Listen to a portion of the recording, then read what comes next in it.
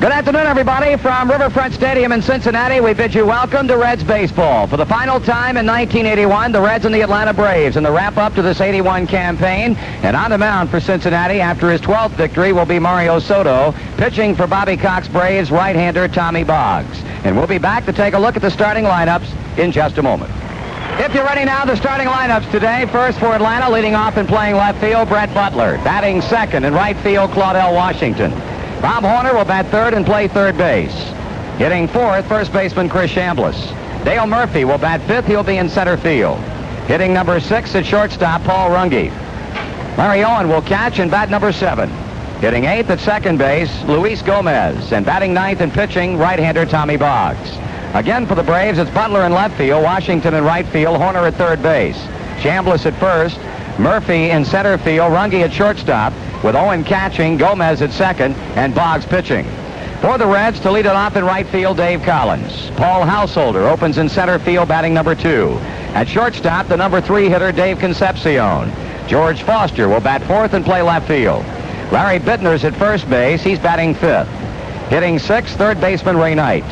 Ron Oster bats seventh. He'll be at second base. Hitting eighth and catching, Michael Berry. And batting ninth, the Reds pitcher, right-hander Mario Soto. Once more for the Reds, Collins in right field, Householder in center field, Concepcion at shortstop, Foster in left, Bittner at first base, Knight at third, with Oster at second, O'Berry catching, and Soto pitching. Davey lines one into center field, a base hit. Here comes Paul Householder around third. Dale Murphy's throw toward the plate, cut off. Nope, Chambliss lets it go through, but not in time. Householder scores, and the Reds lead 1-0. Boggs sets, looks back at Foster, and delivers. Knight swings in a fly ball into deep right center field. Murphy on the run. He won't get to that one. It hits halfway up the wall. Foster makes the turn. He's on his way to the plate, and George is there standing. It's a 2-0 ball game. Ray Knight hitting that one a long way in the right center field. The ball hitting halfway up the wall. Ray at second with a double, his 23rd of the year and his 34th RBI. 1-2 delivery. Swung on, bounced up the middle into center field, a base hit. Ray Knight being waved in. Here comes Murphy's throw to the plate. It's off target, and it's 3-0. Michael Berry bouncing one up the middle, and Ray Knight scores, and it's a 3-0 ball game. Here's the 0-2, and Pitt swings and lines it to center field. I mean, a shot right at Murphy, tagging his Householder. Here he comes. The throw is in time, but Householder trying to knock it out of Owen's hands and can't. And now Tommy Boggs, and here we go on the last day of the season. Well, Paul Householder, apparently Tommy Boggs saying something to Paul Householder, and a little excitement here on the last day of the season. Well, Michael Berry getting out there. Mike had grabbed Tommy Boggs, and nothing going on at the moment. I think everything's going to be all right, but apparently Boggs saying something to Paul Householder, and Paul turning and said, well, I don't have to take that. He tried to knock the ball loose, and now the grins appear around the group, and everybody seems to be in good shape, so no damage done. Joe, I think Joe Price is looking for Joe West.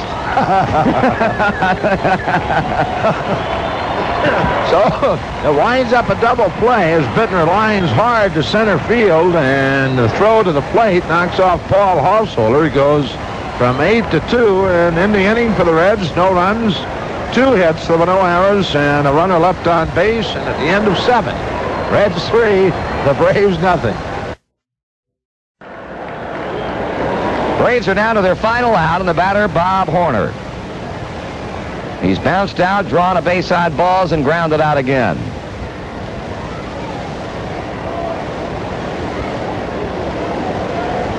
Soto has struck out 8, has walked 2. Horner getting one of them, and the pitch is over at the knees for a call strike.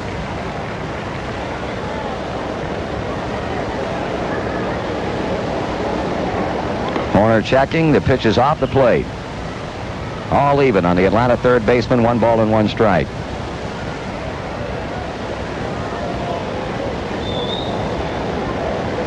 Swung on and fouled away.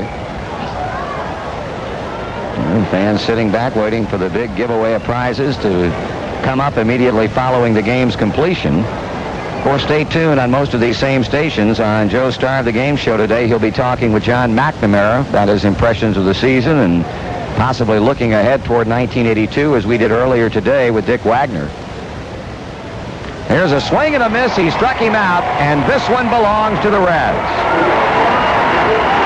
A brilliant one-hit shutout for Mario Soto to bring down the curtain on the 1981 baseball season on a winning note as the Reds defeat the Atlanta Braves 3-0. Players out of the dugout congratulating Soto. This group together for the final time in this 1981 season, and the Reds go out a winner, beating the Braves 3-0. We'll be back in just a moment.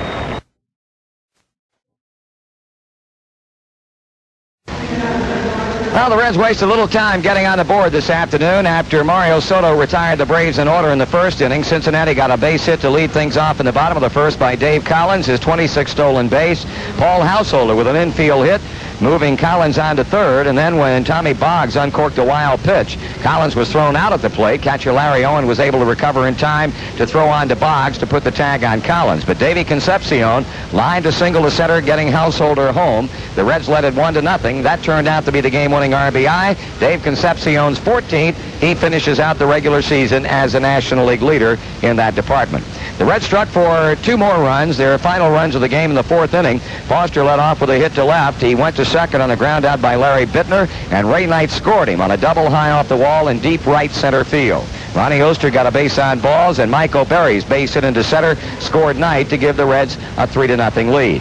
As for Soto, he gave up a single to Chris Chambliss, and a clean base hit it was into right field in the 2nd inning. And then in the 4th inning, with 1 out, he walked Horner. With 2 out, he issued a base on balls to Dale Murphy, and then got an outstanding defensive play by Ronnie Oster. A ball off the bat of shortstop Paul Runge that appeared to be ticketed for the outfield. Ronnie cut it off, and while in a sitting position, threw a 1-bounce strike to Bittner to get Runge in a close play at first and end the inning. That was the first of 16 batters in a row that Soto retired down the stretch as he fires a 1-hit shutout, and the Reds win the final game of the season 3-0. Cincinnati had 3 runs, 11 hits, no errors, and left 9. The Braves, no runs, a hit with an error. They stranded 3. The win by the Reds avoids a 3-game Atlanta sweep. They had taken the first 2 by scores of 11-5 and 4-3. And Soto finishes the year with a record of 12 wins and 9 losses. Tommy Boggs finishes at 3-13. Joe and John McNamara said about everything there could be said about this wacky 1981 season.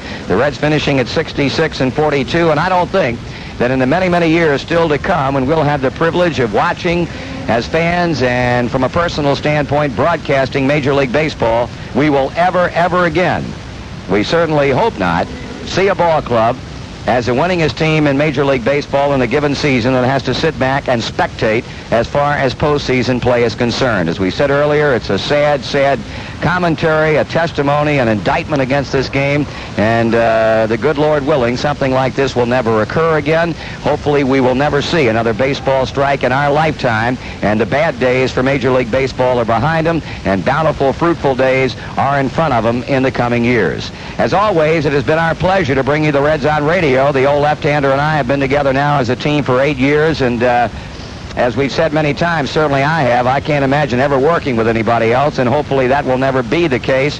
We will be together for many, many more years to come, and it's always a nostalgic time of the year when you're playing the final game of the season, even more so this year with the way things have gone, that we will not have any more baseball to bring to you on a play-by-play basis as far as the Reds are concerned in 1981. As Joe mentioned, Reds Line will be coming up on many of these same stations beginning on Monday night, November the 2nd, the first Monday night after the World Series. We hope you'll be with us then, and we will be looking forward to the beginning of spring training in late February and the beginning of the Reds on Radio again on most of these same stations around the 2nd week of March as the Reds begin their spring training schedule in preparation for the 1982 season. You're kind to us. We love you, and we look forward to being back with you next year. Thanks to many people, certainly our all-star, all-American engineer, Dick Moss. It's been great working with him again, and we look forward to hearing from you and you hearing from us in 1982. Once again, the final score today in a game that took an hour and 57 minutes to play before a crowd of 31,764. The Reds, on a one-hit shutout by Mario Soto, blanked the Atlanta Braves 3-0. Until next year, for Joe Nuxall, this is Marty Brennaman saying so long, everybody.